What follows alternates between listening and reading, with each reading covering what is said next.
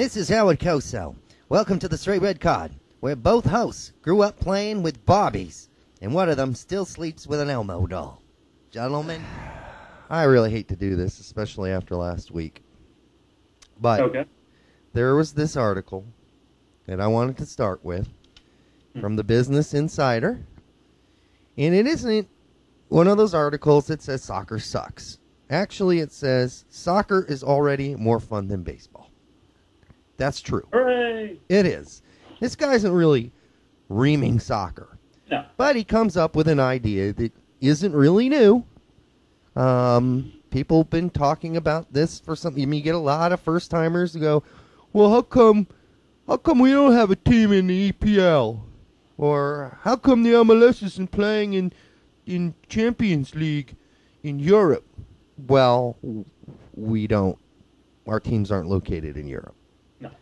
No.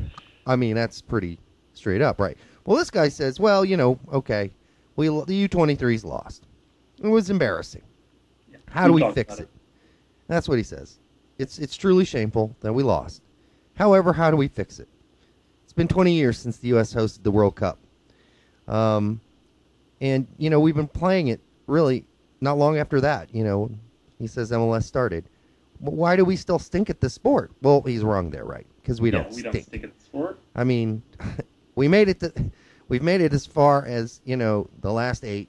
Last time, with 1 or 2 slips in the right direction, we would have gone further in the World Cup. We've been rated within the top 30 or 40, even the 20, and even side 10 for a very long, long time. Whether or not you agree with the top 10, but still. Yeah, I mean, people say the FIFA rankings don't matter. Yeah. And then he says the reason is not the United States does not produce amazing athletes. We do. And then he uses the same... Oh, sorry. I fell asleep, Brett. He uses the same article or the same reasoning that a lot of other nitwits who have just started watching the sport. And we've heard this before. He says, and I quote, LeBron James would be an elite striker. He's nifty up front, too. Derrick Rose could wear number 10 and distribute and score from the right side of the midfield. Darrell Revis would shut down the world's best scorers. The problem for American soccer is that our most athletic and coordinated people all give their lives to other sports. They do not play the game, I believe, because no American soccer player has demonstrated how much upside there is to the sport. All right. I don't really know if there's any proof. Athletic and coordinated. That there are lots of very talented people playing soccer right now. We're seeing some of those young kids now. Maybe all the ones, not all of them showed up for the U23 squad. So that's, I'm not even going to get into that unless you want to get into it with that particular topic. Okay. So, although, funny enough, you did say, what is LeBron James? How tall is he? He's taller than 6'6", I'll put it that way. I think he's like 6'8".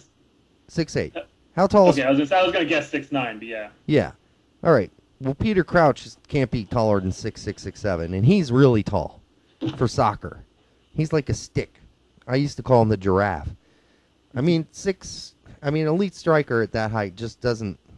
I'm not saying he couldn't do it. It would just... No. It's just your brain is so far from being connected to your feet. I mean, really tall players tend to be pretty clumsy. I mean, even guys like...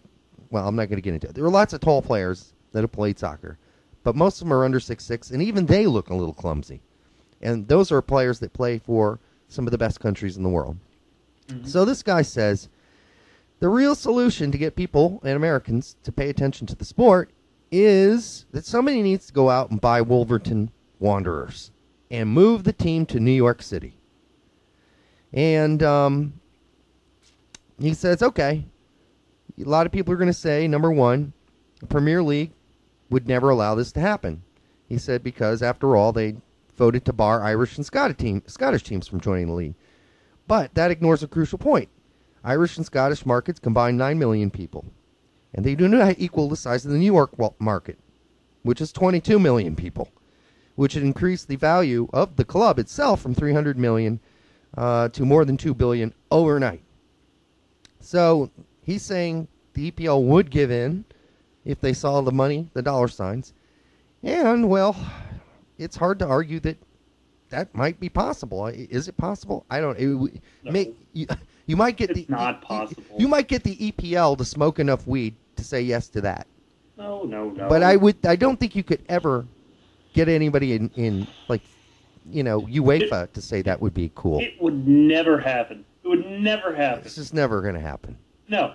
First off, I mean, just the travel alone, you'd have 19 other England-based, or we'll just say UK-based teams that would have to travel across the Atlantic. Well, he says, hey, you can say it may be physically impossible for a New York team to play in an England-based league, but it's not true. He says it takes the Seattle Seahawks, a very isolated yet successful NFL franchise, hours longer to fly to Florida and New York than it would for a New York team to fly to London. But how often do they play New York or There are Miami? only 16 games, in an NFL season. Most of those games are within your division. And you'll play about half of them. Other teams, most of them are going to be more regionalized than others. I guarantee you, the Seahawks don't consistently fly to the East Coast teams. I mean, Exactly. they will play some of the East Coast teams. So that's a terrible example. Do you know how long? On top of that, Well, I'm just going to go ahead. okay, I was going to say on top of that, you would have the New York team would have to fly to England at least 20 times. Yeah. At least 20 times just to play in the league. It's not going to happen. On top of the Cup games? On top of the Cup games? On top of the Carling Cup games? On top of UEFA, if you actually get that far? What if you make it to the Champions League? So you've got 34 regular season games, and on top of that, you probably have another 30 to 20. Here's insanity. Here's the thing. England and Europe see the dollar signs when it comes to the United States markets. Absolutely. That's why they come over here in June and July and do a lot of their preseason games here. Right. That's why they travel to a lot of big markets and rack up tons of money and build their brand within those cities during their preseason. Exactly. They don't need to. If it were even possible, they don't need to have an American team on here or a team club move to America as the trade or brought to America. Yep. It wouldn't happen. Right. And it's just a dumb topic to discuss. I mean, here we are discussing an entire thought process on it because it never would happen. Okay. People say, oh, you spend too much time on these. All right. Before we talked about the horrible article in the Wall Street Journal, it was months ago. We talked about the horrible article in the New York Times. And I guess the theme that's coming together here, because this was in the Business Insider, is that when it is in a what seems to be a periodical that lots of people read, a newspaper or a website, this Business Insider is a fairly heavily read website. It just seems the people writing about soccer in the major papers don't know what they're talking about. And it's a theme. It's just a theme. Maybe we all know it already. I just want to make it very clear. It's a theme, and it's consistent. Here's my big beef with the whole article. Let's say it is possible, and New York gets Wolverhampton or some other team. My big question is, how is that really going to make United States a top quality country where we're going to have the top quality athletes play our sport? Well, he says once the New York has a team and they start getting players like Cristiano Ronaldo and other big top flight players there, then more kids will say, wow, look at these guys. They're getting paid big buckaroos to go play for this New York team. And that'll make them want to... Okay, so one team in the United States is supposed to convince everybody. When That's you right. have teams that are vastly more enormous, like Barcelona, Real Madrid, Man United. Right. I mean, teams where it's obvious that these players they're getting broadcast in America. I don't see what one team in New York is going to do any differently. Yeah. But how is that going to convince a kid in, I don't know, California that's not already playing the sport to give up his sport, to give up another sport to play for it? Exactly. How's it going to convince them? Because they're not going to be able to see them on a daily basis. In this day and age, anyhow, if you're a kid and you play soccer and you're at all interested in the sport, and you've done any soccer watching on television, you already know who the big clubs are. You've already bought the T-shirts. I see kids walking around town here all the time wearing Barcelona and, okay. So they know that if they're extremely great at the sport they do, that, they'll get paid. So I don't think that's an issue. And with other guys like Spike Lee in other, areas like New York City, they love the sport. There are lots of famous people who like the sport now. LeBron James is involved with Liverpool, for instance. Steve Nash. No, I think people realize that you can make big bucks playing soccer. I just don't think they have the facilities to do it or the support in the urban area where we're talking about LeBron James and Darrelle Revis came from to support these kids quite yet. That's the thing. There's no structure. There wasn't structure decades ago. Sports like basketball and football have had this structure built in. The culture developed over the course of decades.